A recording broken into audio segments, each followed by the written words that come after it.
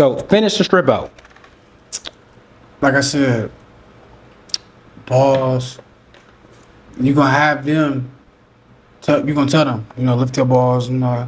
Squat, cough, open your mouth, check everything. So are you gonna tell them to lift their balls and all that before they do? They open their mouth, or you said before they open their mouth.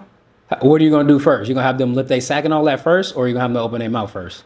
I'm gonna have them open their mouth first. Okay, see, that's respect. You see, you as an officer, you would realize if the inmate tell you that, he's not just trying to be problematic. He's like, why would I touch my balls first, bro? Yeah.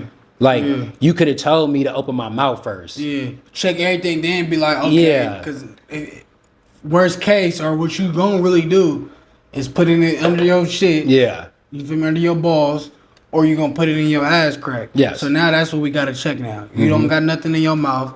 You don't got nothing, of course, like under your arms or none of that type, in your hands or anything like that. Or your clothes. Your clothes. The belt line going underneath. You got to check where, anything that's spongy. Well, I would do mouth, then probably hair first. Hair after, not hair second, just because I'm already at your face. The bottom line is, once you do the mouth, you're good. Okay, everything else can come because it's like you don't tell a man to touch his balls, put his hands in his mouth.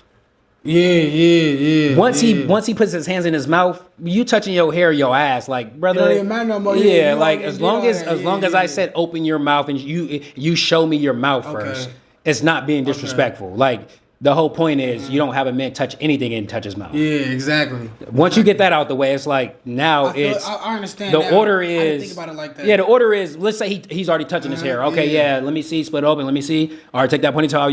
You can't have that. Like, ain't no do rags going out to tear. We're not doing that. You can't cover your head. All that. So that's probably what I would. Well, that's what I would do if I was in that situation. So I would tell them to check them. Check your mouth, do everything. Open your your flaps, all that type of cheeks, everything, and then I'll tell them your hair, run through your hair, do the every, like you said, every little split. I'm looking through everything, After we done with that and we take precautions with that, now it's like, okay, now I'm of course, well, I already didn't check your clothing, at that point. That's in another, because when you work in these units, it's not just you. Okay. So minimum, if you're working with HRP, it has to be 3 officers. Oh, so while I'm looking at his mouth. One's holding the shield. You never take the shield away from the food flap. Okay. So the food slot, like, that stays there. Even when they hand it to you, you just move it a little bit, take the clothes, boom. It's right there again. Another officer is going through the clothes. This officer kept his eyes on the inmate the whole time. Okay, so the door's still closed, basically. Yeah, like everything's coming through the food flap. Oh, okay. Yeah, no, the door's not open at all. Nah. Oh, okay. They submit to the restraints with the food flap, and then you tell control, make sure you guys are on the same page, and then you signal or you tell them, hey, open, blah blah blah. And usually it's the right hand. You put it right on the door. They know which door to open. Okay. Excuse me. So, like I said, mouth, hair. We already checked close to the door flap. Now we checking your balls. Check under your balls. You personally. You feel me? Squat, cough, real cough. Yeah. I know you feel me. Like and I know look, really cough. Not like you clear your throat or anything like that. Boom, check that. Like a couple. Yeah, exactly. And then from there on, I was like you say, of course, like feet or whatnot. Like I probably let me see your toe. Like just check, shoes and stuff like that. And then I would think that's all, right? This is the thing. There's no such thing. Like, yes, you get. It's like PREA, prison. Do you know what PREA is? Well, no, I don't. All right, Prison Rape Elimination Act. So it's PREA. You never want to do too much. Like there's things in there, just like if an officer, a street cop is trying to come in and you're like, you don't have the right to come in and even look at the curtilage of my house. And people don't understand that a cop cannot be looking in your house with a flashlight. Damn. That's a part of a search, bro. People don't understand it and know that. That's called the curtilage. Any curtilage of your house, a cop can't just be walking around the side of my house talking about they searching, bro. You need a warrant for that, bro. Like they can get in trouble for doing that, bro. Flashing lights in your house and trying to look in, that's a search. But look, it's kind of the same scope, but it's like this. With us, you don't want to go too far because it's like PREA. Why do you want to see him bend over again and you doing all that? Like, that's PREA. Like, you're doing too much now. There's a fine line. When the search is over, if cough, or done, and saying, do it again. Let me see. Okay. Split your booty hole, do all that. Now, you get what I'm saying? Yeah. So after the cough, basically after the call, you like it's cool now. Bro, you know you get Nobody ain't gonna hold that's nothing. that's for safety. You do all that for safety. Now you doing that for your enjoyment. Okay. Yeah, that's Priya. Okay. You're wild. You know what I mean? Yeah. But even like I said, as far as you being an inmate, and now you have to call them offenders. But that sounds crazy to them. Offender, because it's what does that sound like? Sexual offender. Sexual offender. So, but for us, the right verbiage is offender. So on paperwork, you know, you can say inmate, but I'm just saying like it's offender. Okay. You know, but if you say offender, blah, blah, blah, they'd be like, what the hell? Inmate Johnson. Like, you know what I mean? Because offender is like, because what if somebody hear offender and they was like, they thought you said sexual offender before it. Bro. Yeah, and now his life is at stake. Offender is crazy. Like, but I do get it because it's an offense. You did something, blah, blah, blah, you're an offender. But now you go back and you finish the search, doing too much, Priya. You could be coming in and you're not announcing yourself, and then they're getting dressed, and they can say you're in there looking at them, Priya. Civil suit.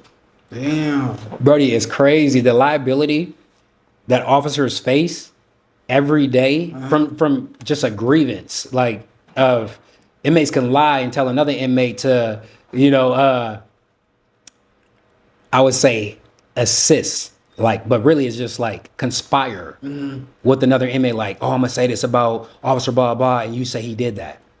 Oh, to try to add more people onto your make it more witnesses, more witnesses, and they're all lying, especially with Priya cases. You know, it's inmates. They didn't took water bottles that you didn't drunk. You know, because that's what a lot of officers do too. Like if they need your DNA, they'll give you a water bottle. That's the easiest thing. Now you leave it behind. That's just property you abandon.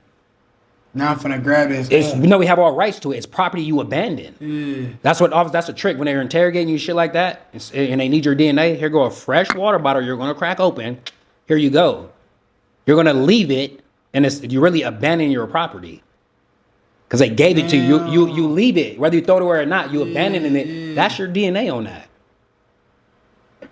Yeah. So that same thing, how officers do that, inmates will take your water bottle because it has your DNA on it and put it in their ass. And then now it don't make sense. How is your DNA in this inmate's ass when they go do the rape kit?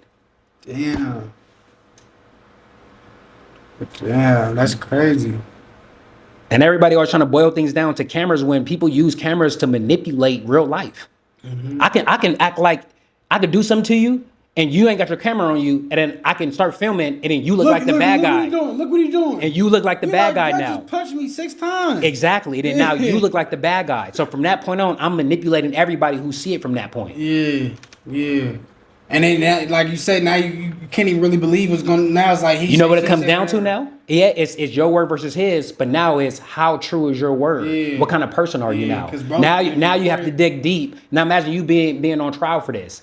You feel what I'm saying? Now it comes to the jury seeing you are an honest person based off how are you with your community? How are you at work? How do people view you? So for us to believe your word and not just go off this video because he manipulated it to where now he's trying to make somebody he's the victim because he's recording now after he did what he did, almost killed you in whatever else it is. Like you said, he didn't punch you 6 times already and now he start recording when you respond back. Yeah. And I play the victim now. Based off what you already have a record of doing and stuff like that. Come on. Don't believe, bro, because they're like, well, you do assault people. Now guess what? If a good jury hears you're a good person, and they hear all these people saying he's a good person, he wouldn't lie about that. You know, he's emotionally intelligent. He don't do this. Now a jury, that's why juries find people not guilty. Like, yeah, that don't make no sense. Especially when you're a person where you know, like I said, you're good at work. You know, you're making sure you're trying to take your life to the next extent. You have a family. You were protecting your family. You wasn't just doing it to do it. And when you start doing things like that, then people will believe and see it go your way and be like, yeah, he wouldn't do that. And they see through the bullshit of manipulation through videos, bro. Most definitely.